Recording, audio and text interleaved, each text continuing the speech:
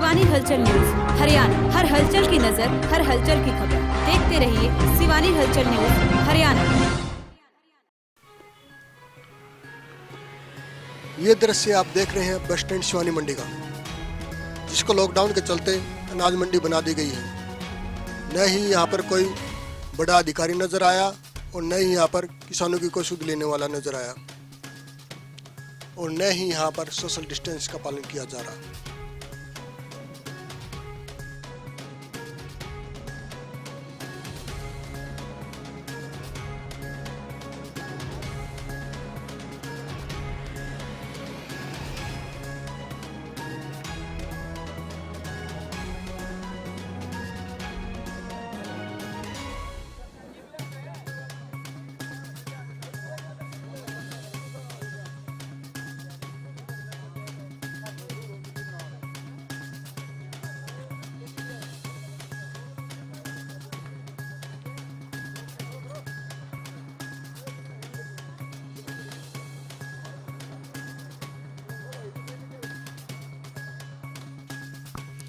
यहाँ पर अनाज को सुरक्षित रखने के लिए कोई भी अच्छी सुविधा नजर नहीं आई।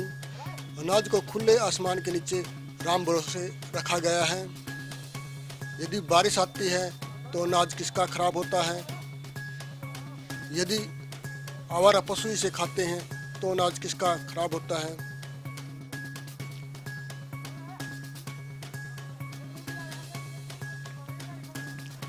शिवानी क्षेत्र के किसान यहाँ पर 2 से 3 दिन अपने ट्रैक्टर को मंडी से बाहर खड़ा रखते हैं, फिर उसके बाद बारी आने का इंतज़ार करते हैं। ट्रैक्टर को 2 से 3 दिन खड़ा रखने के कारण किसानों को काफ़ी परेशानी का सामना करना पड़ रहा है।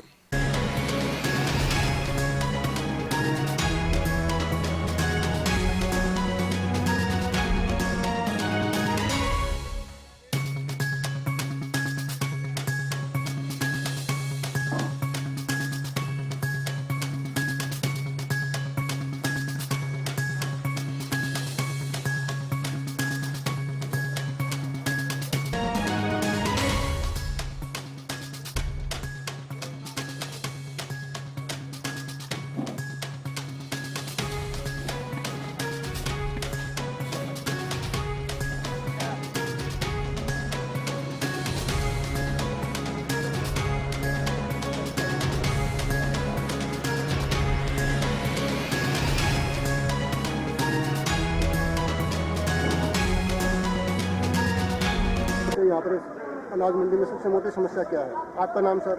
सुरेंद्र जी। और आप यहाँ पर किस लिए आए हो? हम गेहूँ लेके आए हुए हैं यहाँ पे। आप आज आए या कल आए थे? नहीं, कल के आए हुए हैं। कल क्या? अभी हाँ तक जी। आपकी गाड़ी खाली नहीं? गाड़ी खाली होने का मेन कारण है आड़ती, ये बता रहे हैं। आड़ती भाई वैसे बहुत कोशिश कर रहे हैं, लेकिन उनका मेन रीजन है, आप देख रहे होगे मंडी भरी हुई है, यहाँ पे खाली करने के लिए जगह नहीं है। कट्टे टाइम पे भरवा रहे हैं लेबर लगा के, लेकिन आगे गाड़ियाँ लोड होके चले जाती हैं तो वहाँ पे जैसे बुआनी खेड़ा गाड़ियाँ जाती हैं या बरवाला जाती हैं, हांसी जाती है, तो वहाँ पे गाड़ियाँ 10-10 दिन खड़ी रहती हैं, खाली नहीं होती। मेन प्रॉब्लम आड़तियों की है कि आड़ती ये कह रहे हैं कि हम यहाँ से तो भरवा देते हैं, आपकी गाड़ी खाली भी करवा लेंगे, लेकिन यहाँ पे खाली कहाँ करवाएं। और यहाँ पे खाली करवा भी लेते हैं, लोडिंग करवा लेते हैं, तो यहाँ से गाड़ियाँ नहीं भरती और आगे पहुँच भी जाती है कोई गाड़ी तो वो 8-8, 10-10 दिन खड़ी रहती है। मेन प्रॉब्लम ये है। तो सरकार से गुजारिश ये है कि आगे का जो प्रबंध है वो ठीक करवाया जाए, गाड़ियाँ जाते ही खाली हों और टाइम पे वापसी भेजी जाए, ताकि ये उठान जल्दी से जल्दी हो सके।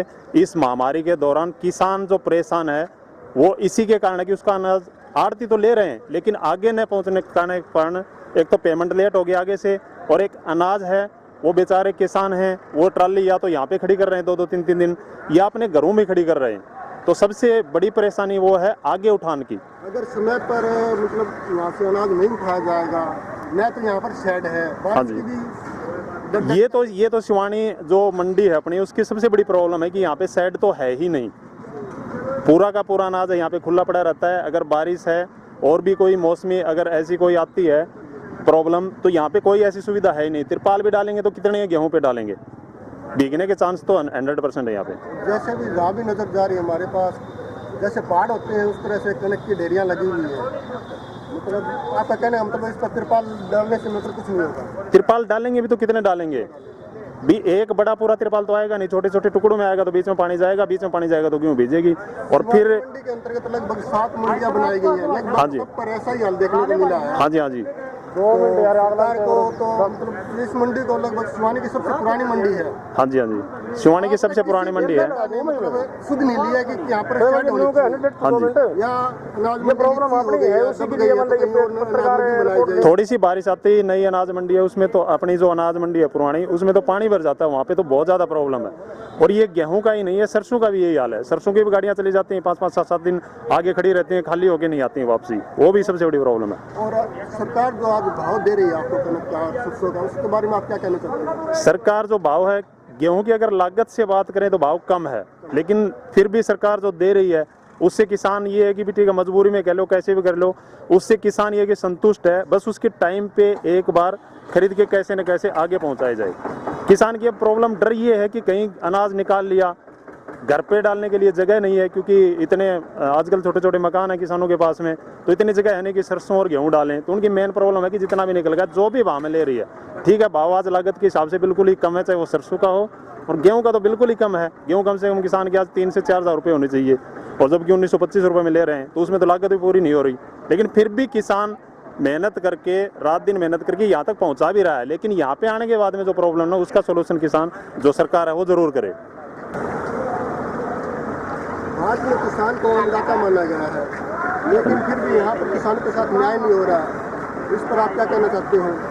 किसानों के साथ न्याय देखा जाए तो बिल्कुल भी नहीं हो रहा है। इसके ऊपर मैं यही कहना चाहूँगा कि जैसे कोई भी इंडस्ट्री है, आज आप महामारी के दौरान देखोगे तो जितने भी प्रोडक्ट हैं, जितने भी प्रोडक्शन वाली इंडस्ट्रियां हैं, वो अपने भाव मनमर्जी से रख रही हैं।